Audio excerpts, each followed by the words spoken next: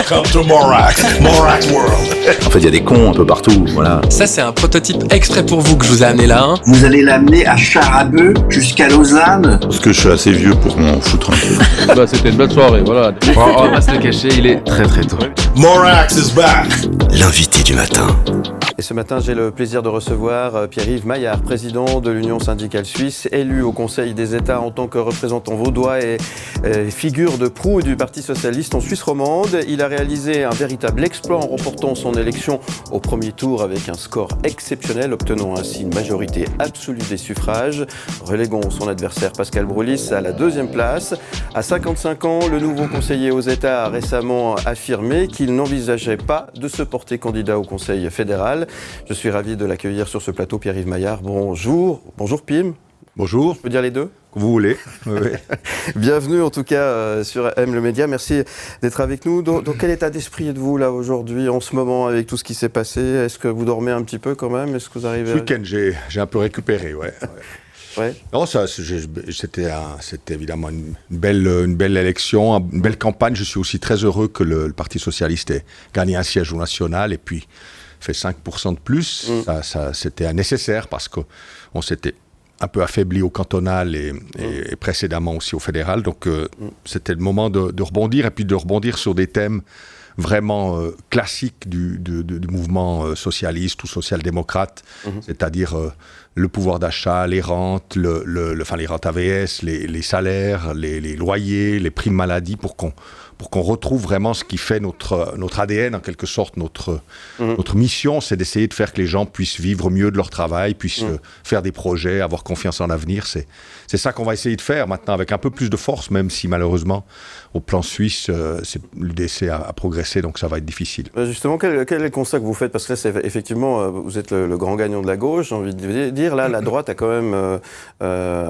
monté en force. Là, c'est quoi ? C'est le vote de la peur ? Ça, comment est-ce que vous décrivez ce qui s'est passé là, il y a une semaine ? Il y a quand même une grosse différence entre Suisse romande et Suisse alémanique. Puisque ça, comme d'habitude. Hein. Voilà, l'UDC tutoie les 30% en Suisse alémanique et ils sont 10 à 12 points de moins que ça au niveau roman, y compris chez nous. Donc ça, c'est une des premières réalités, c'est que ce pays est quand même différent d'une région linguistique à l'autre. L'autre chose, les méthodes sont toujours un peu les mêmes. C'était cette peur de la croissance démographique et de l'immigration qui fait recette sur une partie de l'électorat. On peut comprendre cette peur du changement. Le problème, c'est qu'on ne sait pas tellement quelles sont les solutions qui sont préconisées par ce parti. Parce qu'à part, au fond, régulièrement refaire un peu de succès autour de ce thème, comment ils comptent s'y prendre ça fait 30 ans qu'on attend de voir comment ils veulent faire, parce qu'après tout, ils ont la majorité. Donc, ça fait longtemps qu'ils auraient pu, disons, au Parlement, trouver des solutions. La situation, c'est que nous avons un pays qui a une croissance économique et que dans l'histoire, on voit que la croissance démographique accompagne la croissance économique. Quand on crée des emplois, ces emplois sont occupés par des gens qui viennent.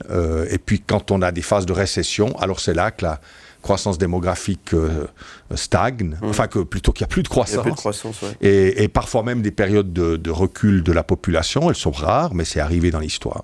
Donc voilà, est-ce que c'est ça qui est souhaité ? Il faudra voir. C'est un des débats qui va s'ouvrir la prochaine législature. Ouais, vous parliez de la peur du changement, finalement c'est pas forcément d'un parti ou d'un autre, c'est plus une spécificité suisse, ça, d'avoir peur du changement, non ? Non, je crois qu'alors on n'est pas différent. Vous savez, les forces de type extrême droite en ce moment montent dans plusieurs pays. Ouais. Ce qui est réjouissant chez nous, c'est qu'on a encore une gauche forte quand on compare à la France, chez nous, le PS reste à un peu plus de 18% au niveau suisse, à 26-25% au niveau vaudois, alors qu'on a de l'autre côté de la frontière un PS qui a quasi disparu, qui est descendu à 2%. On n'aurait jamais imaginé ça. Je pense que le système suisse permet aussi ça, parce qu'on n'est pas obligé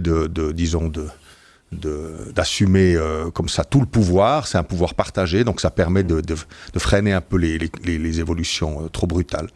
Mais c'est nécessaire vraiment aussi que le mouvement syndical progresse, parce que il y a trop de gens qui travaillent à plein temps, qui ont travaillé toute leur vie et qui aujourd'hui ont de la peine à vivre dans notre pays. Et ça c'est l'une des difficultés qu'on voit émerger et qui malheureusement en 2024 va encore s'aggraver. Ça reste votre combat, évidemment. En lisant la presse cette semaine, on a pu voir, notamment dans le journal 24 heures, que vous avez annoncé que vous ne briguerez pas un poste au Conseil fédéral.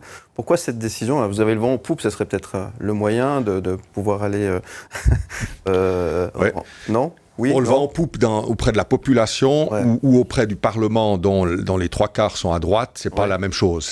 Évidemment, ça je veux bien. C'est même parfois contradictoire. C'est-à-dire plus on a du soutien de la population, plus nos adversaires nous regardent d'un drôle d'œil à l'idée de nous donner une responsabilité au Conseil fédéral. L'autre raison, c'est que là, devant nous, au mois de mars, on va avoir une votation extrêmement importante qui peut conditionner toute la législature, voire même davantage, c'est le vote pour renforcer les rentes AVS. On sait qu'il y a un problème de pouvoir d'achat énorme auprès des retraités, malgré toute la propagande qui dit que les retraités sont riches, etc. Ce qui est faux. En revenus, ils sont largement inférieurs. Ils ont des revenus très bas. Évidemment, ils ont un peu de fortune, puisqu'ils ont vécu plus longtemps. La fortune, en moyenne, est un peu plus haute, mais on ne vit pas de la fortune, on vit du revenu. Surtout que la fortune, souvent, elle est quand même assez modeste. Donc, on a un problème de revenus. On a des gens qui ne peuvent plus vivre dans notre pays en y ayant travaillé toute leur vie. Et ça, c'est un vote qui est absolument central, qui aura lieu début mars. Et moi, je veux faire cette campagne à fond pour, évidemment, cette 13e rente AVS. Ensuite, il y aura le débat sur les primes maladie, pour que dans la Constitution, on décide qu'elles sont plafonnées à partir du moment où elles atteignent 10% du revenu. Ça, ce sera en juin. Alors, je veux faire ces campagnes du bon côté de la table. Je vois bien que si jamais on m'élisait au Conseil fédéral, ce serait avec l'arrière-pensée que j'aille tout à coup dire le contraire de ce que je pense en invitant le peuple à refuser ces textes. Et ça, je pense que c'est vraiment, dans le moment actuel, la priorité, c'est de mobiliser la population pour ces projets, pour qu'ensuite le Parlement puisse travailler, disons, dans un autre sens qu'il a travaillé ces dernières années.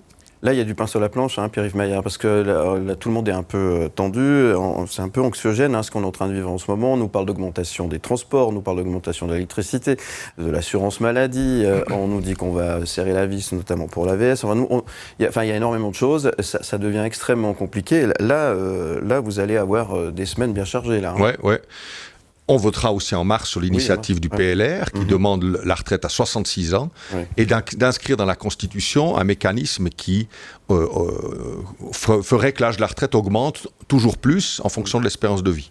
Si on avait fait ça, si les prédécesseurs du PLR d'aujourd'hui avaient fait ça il y a 50 ans, aujourd'hui on aurait un âge de la retraite à 71 ans. Imaginez. Ça montre à quel point, disons, cette idée est inutile, parce l'AVS continue à accumuler des excédents. Encore l'an passé, elle a fait un déficit à cause des pertes boursières sur la fortune, mais sur le bilan entre cotisation et rente, on a un excédent d'environ 1,7 milliard.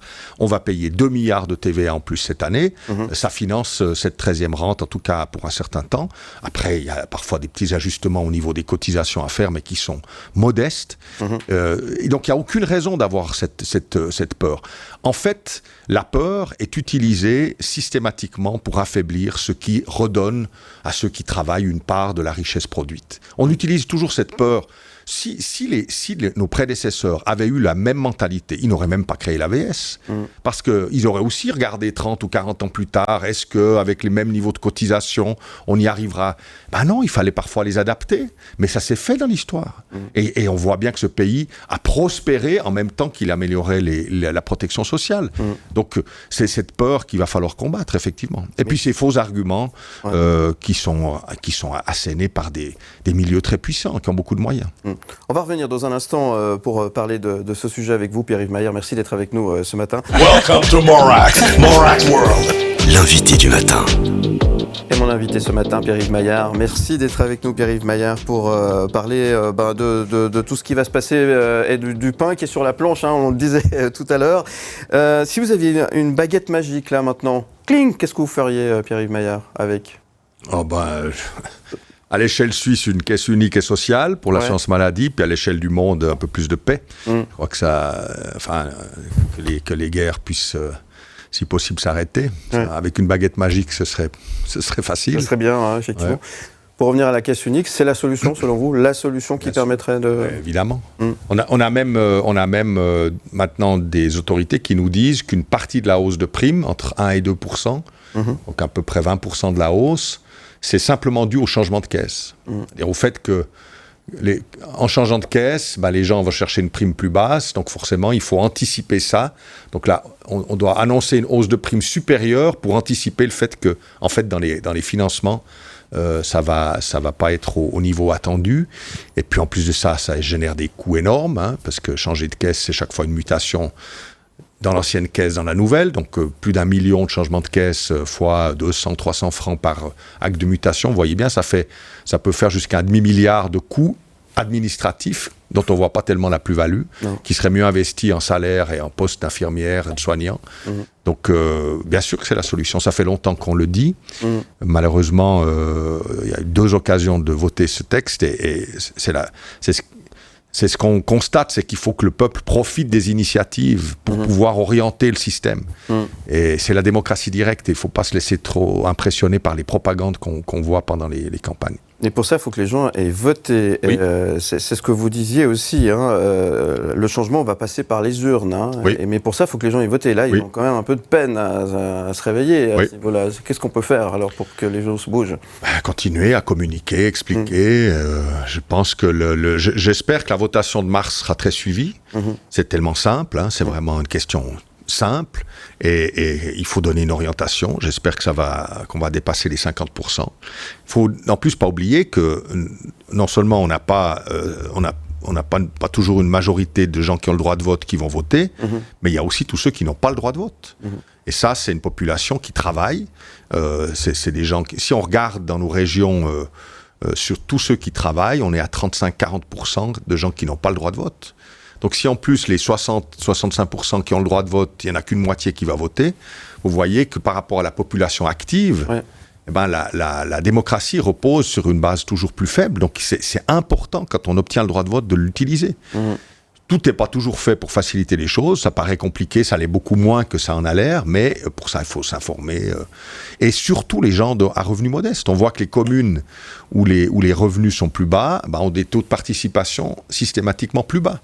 Donc les gens qui ont des revenus modestes ou moyens, il faut vraiment qu'ils participent. C'est comme ça qu'ils peuvent influencer leur destin.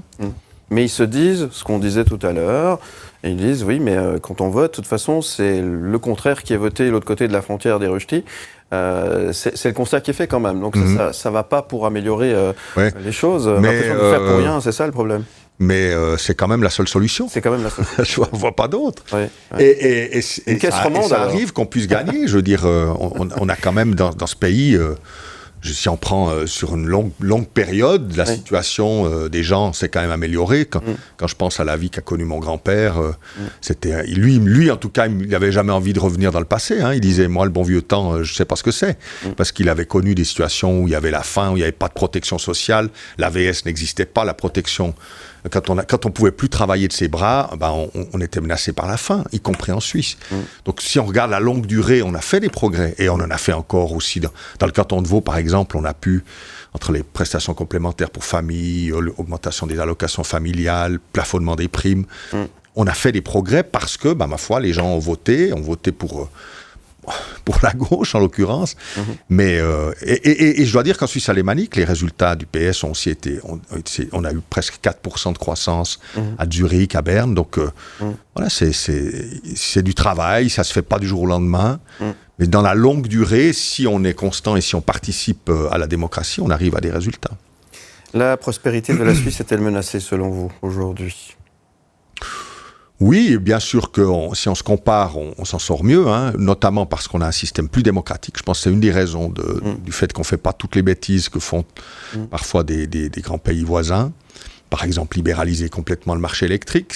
Alors évidemment, les factures augmentent quand même chez nous, mais elles ont parfois quintuplé dans certaines régions. Et pour des entreprises qui ont choisi le marché libre, et heureusement, nous, on ne l'a pas fait. Donc on a un système qui tient bien. On a un pays qui résiste bien, mais c'est sûr que si on continue d'avoir une économie où les profits augmentent, où la croissance augmente, mais où les gens s'appauvrissent avec le temps qui passe, ça ne peut pas durer. Il y a même maintenant, on voit des économistes qui disent le taux de profit, le taux de dividendes distribués aux actionnaires est trop haut pour que la croissance économique continue. C'est-à-dire qu'il y a tout à coup une captation du profit par une toute petite minorité qui fait que le système économique devient à risque. Alors bon, il faut maintenant qu'ils expliquent à ceux qui les soutiennent, c'est-à-dire notamment aux partis de droite, qu'il faut changer de cap. Ils l'ont fait dans le passé. Après la Deuxième Guerre mondiale, il y avait un consensus sur le fait qu'il fallait des mécanismes qui garantissent un certain équilibre dans la distribution des richesses. Votre objectif pour la suite, donc, vous l'avez dit tout à l'heure, c'est de communiquer à fond sur cette votation du mois de mars. Ouais. Il y a du pain sur la planche. Est-ce Ouais. que vous êtes inquiet aujourd'hui de tout ce qui est en train de se passer, M. Maillard? Bon, j'essaye de lutter contre le sentiment d'inquiétude, de peur qui envahit périodiquement le monde et notamment le débat médiatique et politique, parce que je pense que c'est pas un bon moteur. Le moteur, c'est l'espoir, c'est la confiance, c'est l'envie de créer. Je pense qu'avec ça, on peut avancer. Ouais. Évidemment, il faut être lucide sur l'état du monde et sur les difficultés. Dieu sait que c'est difficile, mais là aussi, un petit recul historique nous permet de voir que malheureusement, avoir 20 ans dans les années 30 du XXe siècle, c'était pas beaucoup plus joyeux, disons. Non, c'est vrai. Donc on est quand même dans une phase où on a des outils pour affronter les défis. Mais il faut avoir beaucoup de lucidité et de clarté l'une des choses qui m'effraie, moi, c'est la montée notamment des fanatismes religieux. On voit que d'ailleurs c'est souvent ça qui alimente les guerres. Donc c'est ce besoin de rationalité et cette volonté d'avoir un esprit inspiré par les principes des Lumières et des grands principes qui ont amené la Révolution française et puis tous ces progrès qu'on a connus malgré les crises. Il faut s'accrocher à ça pour affronter les défis de l'avenir. Et avec ça, je pense qu'on peut le faire. Merci M. Maillard. Vous avez choisi un titre ce matin, cette chanson de Bruce Springsteen. Je vous laisse écouter et nous expliquer pourquoi vous avez choisi cette chanson qui vous tient à cœur. I woke up this morning. I could barely breathe. Bruce Springsteen, hein. Expliquez-nous pourquoi vous avez choisi cette Une chanson qui s'appelle Empty Sky et qui a été faite après le 11 septembre. Et c'est une chanson qui est difficile à interpréter. Il y a à la fois une invocation de la loi du talion. On espère que c'est pas ce qu'il préconise, mais en tout cas, c'est évidemment que c'était très présent après le 11 septembre. Et puis il y a ce titre Empty Sky qui évoque à la fois les tours jumelles qui manquent, qui sont plus dans le ciel, et puis qui pose une question aussi, est-ce que le ciel n'est pas vide? Est-ce que tous ces affrontements au nom d'un Dieu sont pas vains? Et je pense que c'est une question importante justement aujourd'hui, c'est qu'on arrête de s'entretuer et qu'on arrête de sacrifier la vie humaine au profit de l'hypothétique divinité à laquelle on s'accroche et qu'on retrouve le goût de l'humanité, quoi, le goût de son prochain et qu'on essaye de respecter mieux la vie humaine. Ça, je pense que c'est une des choses que m'inspire cette chanson. Je ne sais pas si c'est ce qu'elle veut dire, mais en tout cas, dans les moments actuels, j'ai pensé à ce titre. Non, mais merci de nous avoir fait partager un petit bout de vous avec cette histoire. Merci beaucoup, Pierre-Yves Maillard. Qu'est-ce qu'on peut vous souhaiter aujourd'hui, Pierre-Yves Maillard? Une bonne campagne pour les votations de mars. Et puis sinon, comme pour tout le monde, la santé. Voilà. Eh ben, je vous souhaite tout ça. Merci. Et je vous dis à bientôt sur M. C'est gentil. Et merci de l'invitation. Et merci d'être venu ce matin.